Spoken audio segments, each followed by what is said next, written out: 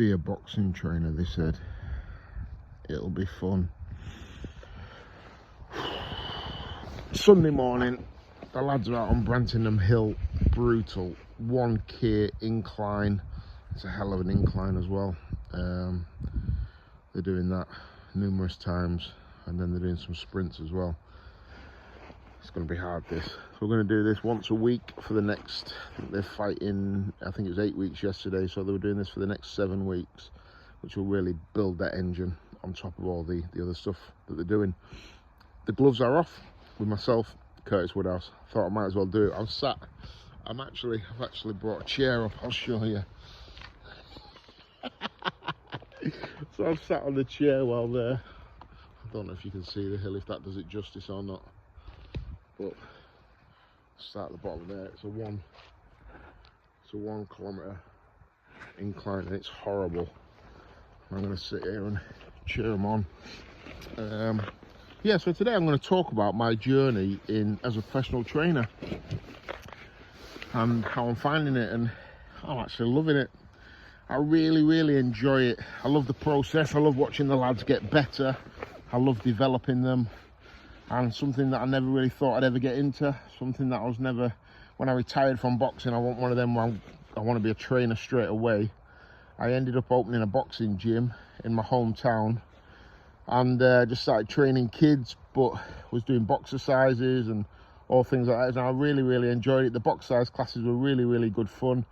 We had a good laugh, and yeah, I started training a few amateur kids,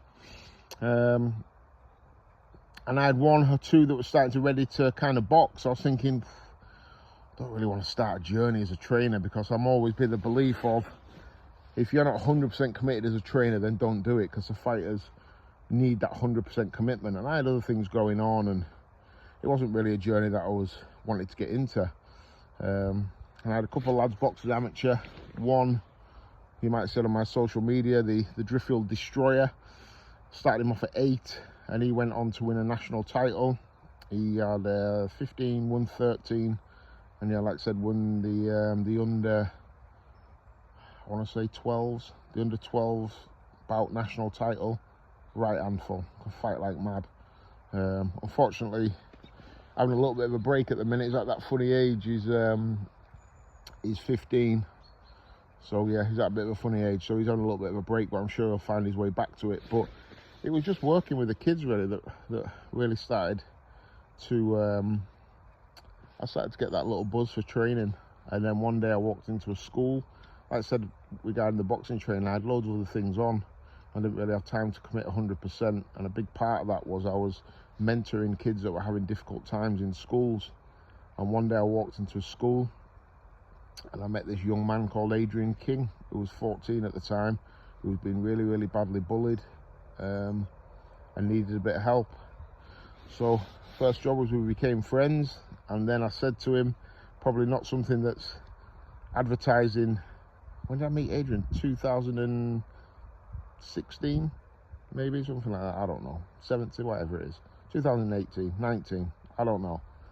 But I actually said the best way to, right boys, Hi. some more people on the hill. I said to Adrian, you know what, like the teacher's advice would be, you know, walk away and try and rise above it. And I said to Adrian, you know the best way to not get bullied, mate? He said, what's that? I said, smack him right in the mouth. And he was like, I've never thrown a punch before in my life. And I says, next time I come in next week, I'll bring some boxing gloves, I'll bring some pads, I'll show you how to throw a few right hands. I said, you're 6'5". Even at 14, he was a lump. I said, he's 6'5". These kids should not be coming up to you and bullying you. Don't allow it. And I said, even if you never thrown a right hand, get yourself in a boxing stance, and all of a sudden, you're looking like you can throw a right hand. And these are bullies. The last thing a bully wants is someone who's going to fight back. So look like you're going to fight back. So first port of call was getting him into his boxing stance. We did a little bit of footwork. I took him on the pads, and he was all over the place. But I really enjoyed the process of teaching him how to step, how to throw a jab. And then he got to a point where he kept getting better and better, and then he started boxing as an amateur, and then all of a sudden other people ringing me, will you train him, will you train him? And it just kind of grew and grew and grew from there. And we fast forward to 2025, I now train 4 professionals. And I'm not going mental, I'm not talking to myself, I'm just I'm not cracking up. Like you've got the best deals. I'm living the dream here. And yeah, we fast forward to 2025. Sorry, some more people just walked by. And yeah, I've trained 4 professionals, trained and managed them, and I've got a really, really good stable. The eldest fighter I train is 23. I've got Adrian at 19, Gideon at 19, Harry Powell at 23, and Owen Edwards, morning, who I think is 23 as well. So really young, ambitious kids, and I love it. They keep me young. And I love that I would actually call myself a boxing trainer, because that is what I'm doing. I'm training these kids and I'm coaching them. Nobody's giving me like any amateur standout superstars, and all you're having to do is just polish them up and send them out. The kids that I've had from a young age, and I've had to really build them and grow and develop them. They're here now. What do you think, boys? I got the best seat in the house. Can we bring me out? Yeah. My missus is bringing me a coffee as well. Say hello to the camera. So these are the boys here. Stay here. So this is, where's Owen Edwards?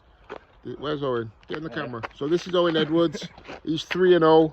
He's got an operation on his elbow in January, so he's going to be out for a while. But we're going to have a real busy year with Owen, and hopefully at the end of the year we're going to get him in for an area title fight.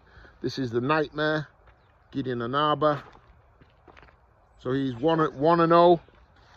Walks around the place like he's 25-0, but he's 1-0, and he's fighting again March the 8th. And this is the Source, the Creature, 6'6" middleweight, Harry Powell, who's making his debut on March the 8th. So get back down the bottom of the hill, boys, and get working. So yeah, there are 3 of them today doing the hill run. So yeah, I really enjoy the process, and they're all good kids, and they're all young, and they're all ambitious, and it's really, really good. I love working with them. And the beauty I've got of working with these guys is because they're not the amateur superstars, I can go at a pace where they need to go at, because they need developing. Whereas these amateur superstars, they get signed for big money by a promoter, and all of a sudden the promoter's probably giving them a signing on fee, and before they've even stepped in and had their debut, then promoters are thinking, how do I get a return on this investment? So they're ramming them in way too quick, where my guys are going to go area title, hopefully a defence of that, and then we'll try and get in a position for an eliminator for the English, then fight for the English, hopefully win it, and then we get to British title level and the gloves are off. We're going to see how far we can go there. But by the time hopefully the lads get in a position where they're ready for British titles, they've already got 3, 4, 5, 10 round bouts under their belt, and they're ready. The condition, the season, they're ready. I've had my lads sparring, everybody. Junaid and Harry, Gideon and Harry have been sparring Junaid Boston last week. Owen Edwards was sparring Harry Scaife, who's fighting for the British and Commonwealth. Junaid's boxing for the English. So these are talented boys. I've got Adrian and King sparring, Delicious Ori, who's just come back from the Olympics in a couple of weeks' time. So yeah, so these lads are getting pitched in at a really good level. I'm not speaking to myself, guys. Yeah. Yeah. I'm just doing a video. Have a nice day. So yeah, so I'm building them slowly, and I love the process. I'm up here Saturday morning doing my thing, and then over to Vets football this afternoon. But yeah, they keep me young, and we have a good time in the gym, good crack. And on top of it, these boys can really fight. I'm really looking forward to it. These are like the misfits guys. These are ones that people looked at and thought, nah, they're not going to do anything. Like Adrian had 2 amateur bouts, Gideon had 16 amateur bouts, won 8 and lost 8, and Owen had 70, won 25, lost 45. So and then there's Harry, who was good, who was a decent amateur, won a Yorkshire title, but never got further any way in the nationals or anything like that. So these are the ones that no one really wants. bit like myself really, that don't come with a fanfare. But let's see where everybody is in a few years' time. I think these boys are gonna do really, really well.